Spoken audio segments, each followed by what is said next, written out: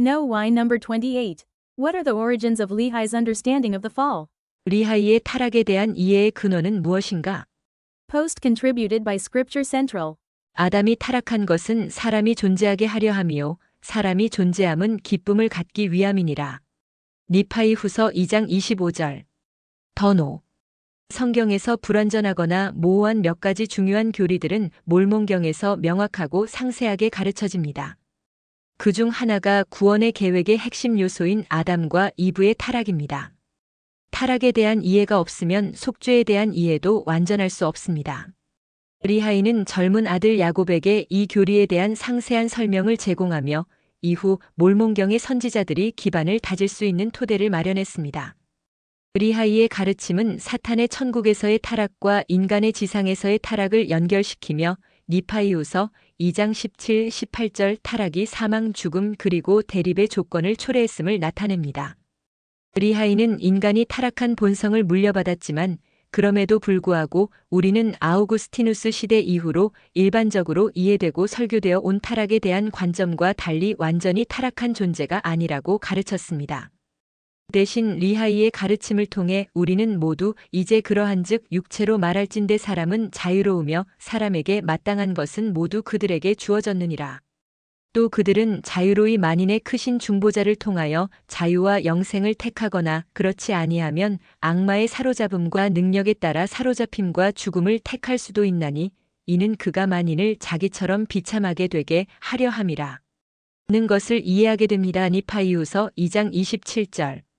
오늘날 많은 독자들에게 리하이의 가르침은 독특하고 독창적으로 보일 수 있지만 그는 야곱에게 자신의 타락에 대한 가르침이 내가 읽은 바에 따라 니파이후서 2장 17절에 기반을 두고 있다고 말했습니다. 이는 아마도 노쇠판에서 나온 것일 것입니다. 따라서 리하이의 이해의 근원은 이미 그에게 제공된 자료들에서 비롯되었습니다. 몰몬경의 가르침에 대한 배경을 이해하기 위해 LDS 학자 스티븐 D. 릭스는 성경에 포함되지 않은 고대 유대교 문헌에서 아담과 타락에 대한 묘사를 조사했습니다. 여러 예를 든 후 릭스는 몰몬경과 후대의 유대교 텍스트에 공통적으로 나타나는 가르침을 다음과 같이 요약했습니다. 1. 사탄이 하나님의 면전에서 쫓겨난 것은 유혹과 타락의 필수적인 전제 조건이었습니다. 니파이후서 2장 17, 18절. 2. 아담의 타락은 사망의 조건을 초래했습니다. 니파이후서 2장 19절. 3.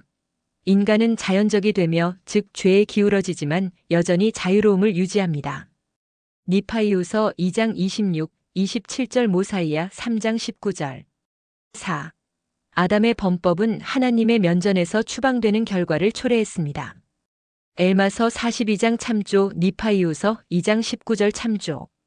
이 성경 외의 텍스트들은 학자들이 제2성전 시대라고 부르는 시기에 속하며 이는 리하이가 예루살렘을 떠난 이후의 시대입니다.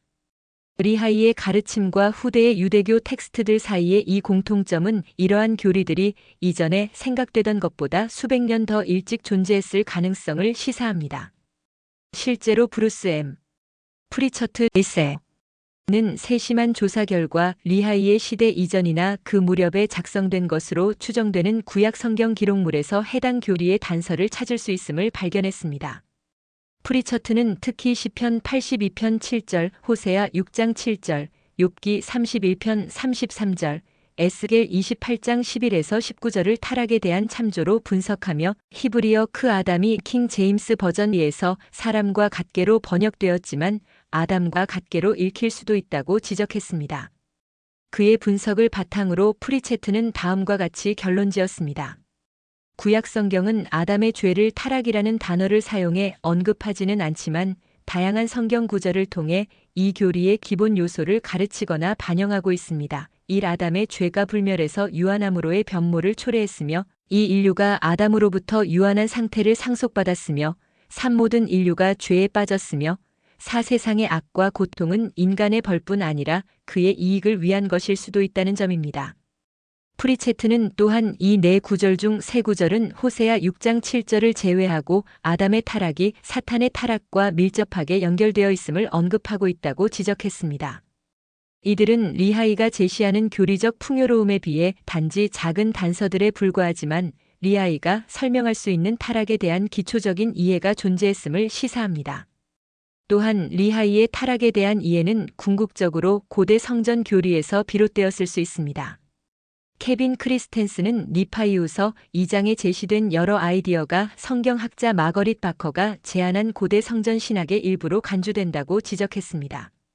이 개념에는 에덴과 창조에 대한 논의뿐 아니라 아담의 타락한 천사들, 메시아의 속죄, 성스러운 분 그리고 다가오는 심판이 포함됩니다. 존 W. 웰치는 리하이가 가르친 주요 교리 중 몇 가지는 성전 유형과 교리를 반영하고 예시하는 것처럼 보인다고 지적합니다. 웰치는 이는 니파이후서 2장뿐 아니라 니파이후서 1에서 4장에 기록된 리하이의 다양한 설교 전반에 걸쳐 적용된다고 설명합니다. 리하이의 중심 주제는 고대 성전 유형론의 맥락에서 자연스럽게 어울립니다. 특히 프리체트가 인용한 구약 성경 구절 중 세 구절은 시편, 욥기, 에스겔서에서 나온 것 일부 학자들이 성전과 연관되어 있다고 믿고 있습니다. 더와이 리하이의 교리 중 타락에 관한 부분을 이해하려는 노력 속에서 몇 가지 흥미로운 점이 드러납니다. 첫째, 리하이가 이 맥락에서 가르치는 개념들은 고대 이스라엘과 초기 유대교의 신앙 전통 속에서 자연스럽게 자리 잡고 있음을 지적할 가치가 있습니다. 리하이는 이 아이디어들을 다른 누구보다도 체계적으로 정리하고 설명했지만 그 핵심 아이디어들은 히브리 전통 내에서 이미 존재하고 있었습니다. 둘째, 첫 번째 점의 부수적 결과로 이 더 완전한 타락 교리가 리하이나 조셉 스미스의 새로운 가르침이 아니라는 점이 명확해집니다. 오히려 이는 몰몬경에서 상실되었다가 회복된 많은 단순하고 귀중한 진리 중 하나입니다.